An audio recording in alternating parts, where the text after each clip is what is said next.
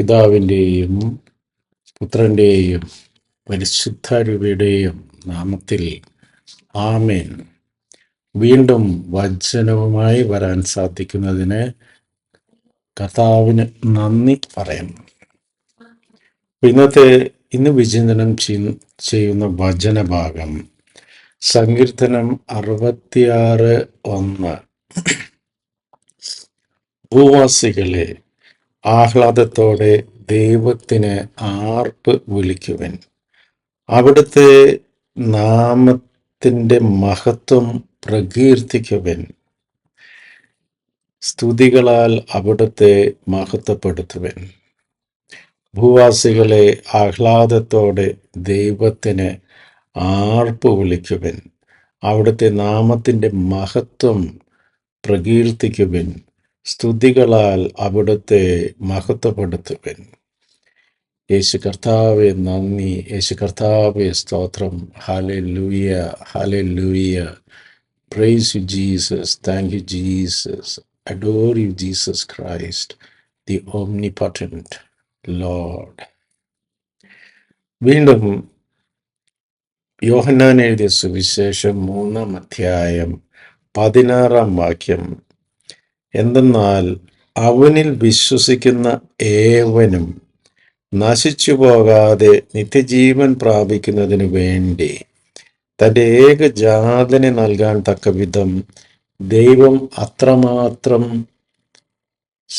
ലോകത്തെ സ്നേഹിച്ചു. ദൈവം തൻ്റെ പുത്രനെ ലോകത്തിലേക്ക് അയച്ചത് ലോകത്തെ ശിക്ഷയ്ക്ക് വിധിക്കാനല്ല, പ്രത്യേക അവൻ വഴി ലോകം രക്ഷ പ്രാപിക്കാനാണ്. അവനിൽ വിശ്വസിക്കുന്ന ഒരുവനും ശിക്ഷയ്ക്ക് വിധിക്കപ്പെടുന്നില്ല. അവനിൽ വിശ്വസിക്കുന്ന ഒരുവനും ശിക്ഷയ്ക്ക് വിധിക്കപ്പെടുന്നില്ല. വീണ്ടും വിശുദ്ധ മത്തായി എഴുതിയ സുവിശേഷം 18:3-5 വരെയുള്ള വാക്യങ്ങൾ. സത്യമായി ഞാൻ നിങ്ങളോട് പറയുന്നു, നിങ്ങൾ മാനസാന്തരപ്പെട്ട് ശിശുക്കളെ പോലെ ആകുന്നില്ലെങ്കിൽ സ്വർഗരാജ്യത്തിൽ പ്രവേശിക്കുകയില്ല. ഈ ശിശുവിനെ പോലെ സ്വയം ചെറുതാകുന്നവനാണ് സ്വർഗരാജ്യത്തിലെ ഏറ്റവും വലിയവൻ. ഇതുപോലുള്ള ഒരു ശിശുവിനെ എൻ്റെ നാമത്തിൽ സ്വീകരിക്കുന്നവൻ എന്നെ സ്വീകരിക്കുന്നു.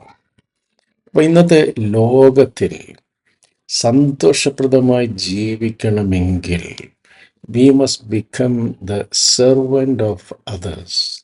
നമ്മൾ മറ്റുള്ളവരെ സേവിച്ച് ജീവിക്കേണ്ടവരാണ്, മറ്റുള്ളവർക്ക് ശുശ്രൂഷ ചെയ്ത് ജീവിക്കേണ്ടവരാണ്.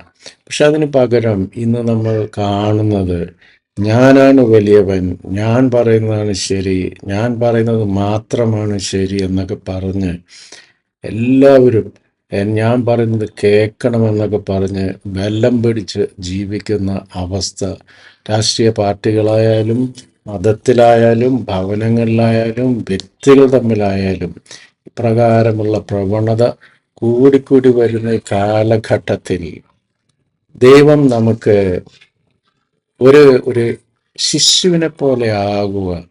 നിങ്ങളിൽ ഏറ്റവും വലിയവൻ മറ്റുള്ളവർക്ക് ശുശ്രൂഷ ചെയ്യുന്നവനാകണം. നിങ്ങൾ ഏറ്റവും വലിയവൻ, നിങ്ങൾ ഏറ്റവും ചെറിയവനാകട്ടെ. ഒരു ശിശുവിനെ പോലെ കർത്താവിൽ ആശ്രയിച്ചുകൊണ്ട്, കർത്താവ് നൽകുന്നതിൻ്റെ പര്യായമാണ് കർത്താവ്. കർത്താവ് ഈ ലോകത്തിൽ നിന്ന് ഒന്നും എടുത്തിട്ടില്ല. അവനുള്ളതും അവസാനം അവൻ്റെ ജീവൻ വരെയും ഈ ലോകത്തിലെ പാപികൾക്ക് വേണ്ടി പാപപരിഹാരമായി ബലിയായി അർപ്പിച്ചുകൊണ്ട് കടന്നു പോയവനാണ് നമ്മുടെ അബ്ബാ പിതാവ്. അതുപോലെ ക്രിസ്മസ് നാളുകളിൽ നമുക്ക് വീണ്ടും ഒരു ശിശുവിനെ ധരിക്കാം, വീണ്ടും ഒരു ശിശുവാകാം. കർത്താവ് 2 കാര്യങ്ങളാണ് നമ്മോട് പറഞ്ഞിട്ടുള്ളത്.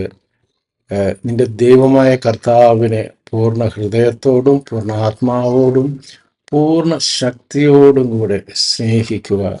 അതുപോലെ നിന്നെപ്പോലെ തന്നെ നിന്റെ അയൽക്കാരനെയും സ്നേഹിക്കുക.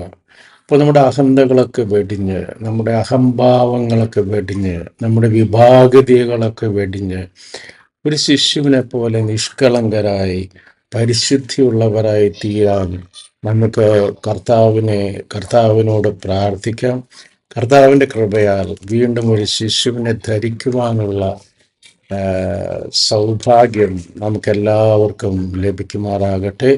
ദൈവം നമ്മെല്ലാവരെയും സമൃദ്ധമായി അനുഗ്രഹിക്കട്ടെ. God bless. നിങ്ങളും എനിക്ക് വേണ്ടി പ്രത്യേകം പ്രാർത്ഥിക്കുമല്ലോ. ഈ ക്രിസ്മസിൻ്റെ ഒരു നല്ല ക്രിസ്മസിൻ്റെ ആശംസകൾ നിങ്ങൾക്ക് നേരുന്നു. ആഘോഷങ്ങളോടൊപ്പം നമ്മുടെ ഹൃദയം പരിശുദ്ധമായി നമുക്ക് സൂക്ഷിക്കാം. പരിശുദ്ധാത്മാവിനെ വേദനിപ്പിക്കുന്ന ഒന്നും നമ്മൾ ചെയ്യുകയില്ല എന്ന് നമുക്ക് പ്രതിജ്ഞയെടുക്കാം. വളരെ ഹെൽത്തിയായി കർത്താവിന് പ്രിയങ്കരമായ രീതിയിൽ സന്തോഷത്തോടെ നമുക്ക് ക്രിസ്മസ് ആഘോഷിക്കാം. അതിനുള്ള കൃപയ്ക്കായി സർവേശ്വരൻ നമ്മെ അനുഗ്രഹിക്കട്ടെ. ആമേൻ. God bless. നിങ്ങളും എനിക്ക് വേണ്ടി പ്രത്യേകം പ്രാർത്ഥിക്കുമല്ലോ. ആമേൻ.